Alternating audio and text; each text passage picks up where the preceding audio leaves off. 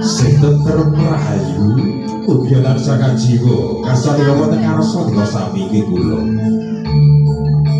linambaran Pancasila linambaran tata tramsilane Budi Kunjung wonten ngarsanipun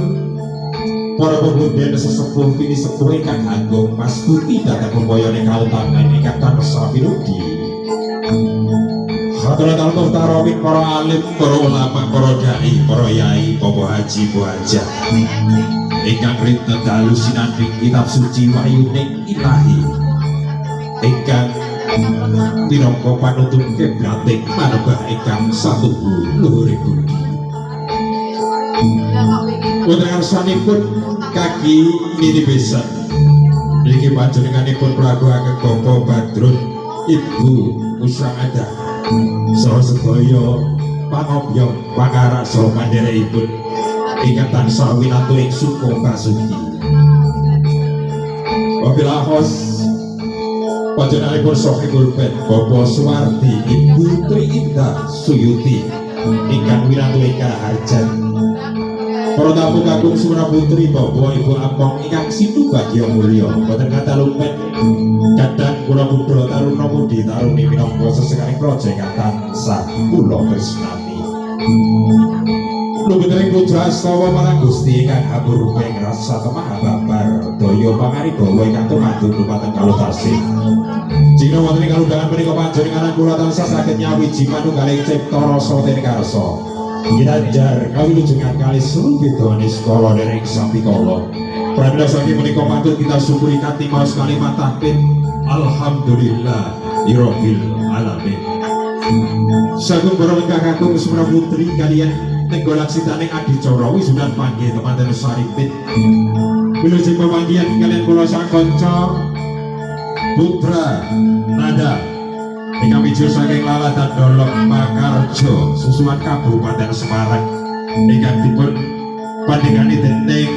Romo Mas Agus Putra kemarin para sawana Abiyantara atur panglipur dumateng para lekasdanipun nganti wonten kalih Widyawati ingkang badhe marang casakalipur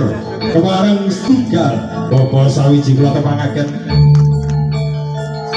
Widyawati ingkang kuwas pisan niki panjenenganipun Mbak Laila Barata Yu Putra Nada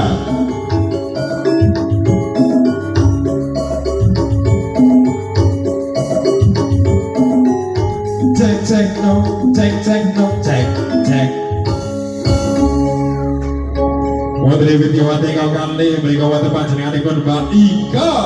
Yuwana Yu Putra Nada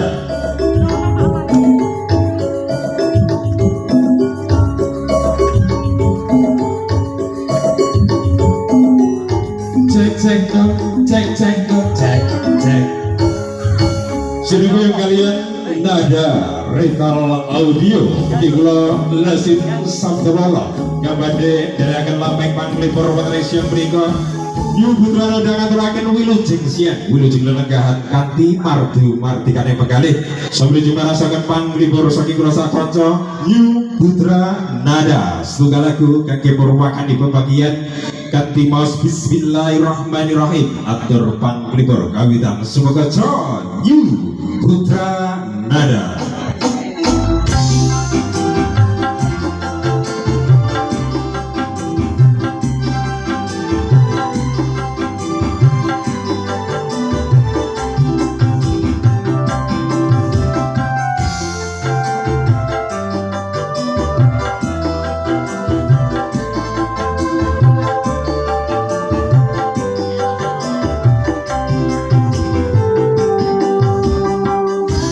Apa